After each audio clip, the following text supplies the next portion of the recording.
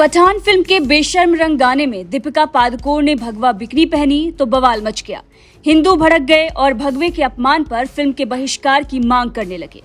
अब इसी हंगामे के बीच योगी राज में संतों ने मिलकर धर्म सेंसर बोर्ड का गठन कर दिया है।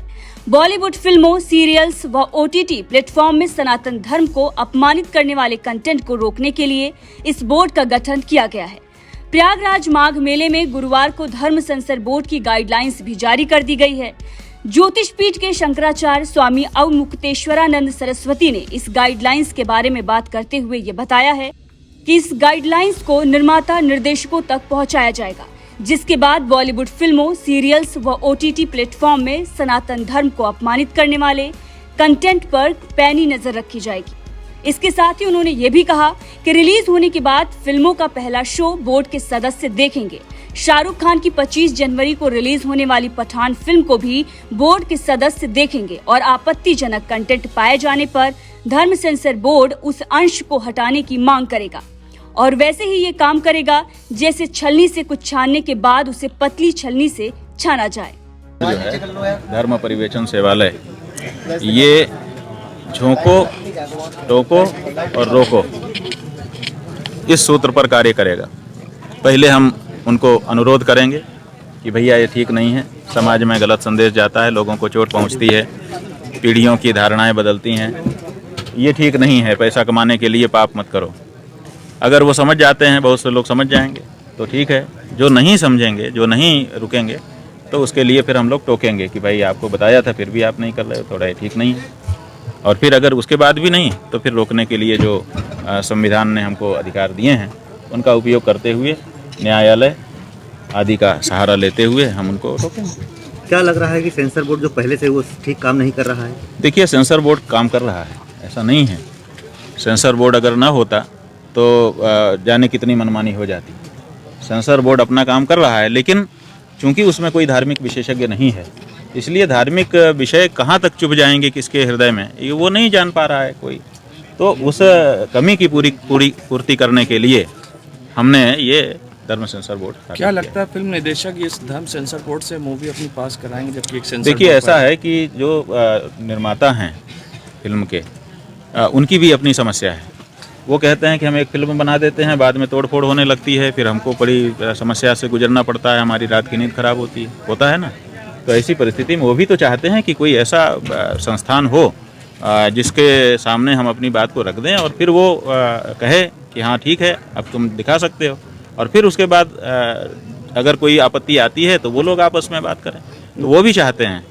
अभी जब हमने दिल्ली में इसकी घोषणा की तो उसके बाद से अनेक निर्माताओं ने हमसे संपर्क किया है कि हम भी आपको अपनी पीड़ा समझाना चाहते हैं, आप हमारी बातों को भी सुनिए। हमने कहा है कि हम समय निकालेंगे, आपकी बात को भी सुनेंगे, किसी समय उनसे भी बैठक होगी हमारी। कौन कौन लोग रहेंगे इस? अभी हम लोगों ने 10 लोगों की टीम हमारे सहित तैयार की है। अभी आप गार्गी पंडित जी को सुन रहे थे, सुरेश मनचंदा जी को सुन रहे थे। इसमें डॉक्टर PN मिश्रा जी हैं जो विधि विशेषज्ञ हैं, इतिहास के जानकार हैं, संस्कृति के, धर्म के, सबके जानकार लोग हैं और पुरातत्व के भी जानकार हैं। अच्छा, फिल्में ऐसी बन रही हैं कि जो धर्म को ठेस पहुंचा रही हैं? हाँ जी, धर्म को ठेस इसलिए इस तरह से पहुंचा रही हैं कि धारणा बदल दे रही हैं। आपको हम एक उदाहरण बताएं, एक सीरियल आया जिसको थोड़ा अंश हमने देखा, यम है हम। तो यमराज के बारे में हम लोगों ने शास्त्रों में पढ़ा था, यमराज की एक अलग छवि हमारे मन में थी और हमने देखा कि एक अलग ही तरह से एक आदमी गदा लेकर के चमड़े का जूता पहने, कोट पैंट पहने खड़ा हो गया है, सींग लगा करके, और कह रहा है वो धारणा ही बदल जा रही है। तो जो नया बच्चा देखेगा समझेगा कि यम ऐसे होते हैं, तो ये ठीक नहीं है ना। ऐसे अनेक दृश्य हैं। तो उससे क्या हो रहा है कि भावी पीढ़ी के मन में जो हमारे शास्त्रों की स्थापित धारणाएं हैं वो बदल जा रही हैं, इसलिए हमको चिंता हो रही है। कई फिल्में भी आ रही हैं। हाँ, फिल्में हैं, धारावाहिक हैं, OTT प्लेटफार्म पर। देखिए, सेंसर बोर्ड से बचने का तरीका निकाल लिया कि जो फिल्म सेंसर बोर्ड से पास नहीं हो सकती है उसको OTT प्लेटफार्म पर दिखा दो। तो ये सब हो रहा है ना कि आप झरोखा खोल दे रहे हैं और झरोखा खोल करके उससे आप आगे आ जा रहे हैं। समाज में तो चीज़ पहुंच ही जा रही है, फिर सेंसर बोर्ड क्या करेगा? सेंसर बोर्ड क्यों इस पर आपत्ति नहीं करता है कि OTT प्लेटफार्म पर भी सेंसर लागू रहेगा?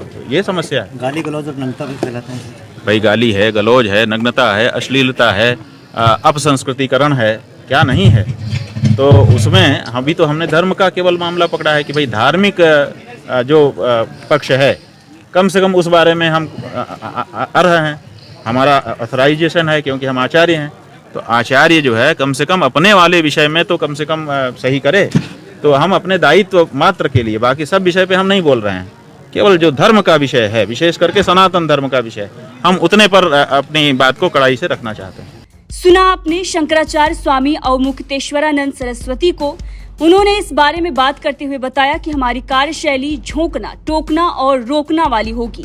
झोंकने का अर्थ है कि हम पहले अपनी बात उन तक पहुंचाएंगे, यदि इससे बात नहीं बनी तो हम टोकेंगे और इसके बाद उन्हें रोकने का हर संभव प्रयास किया जाएगा।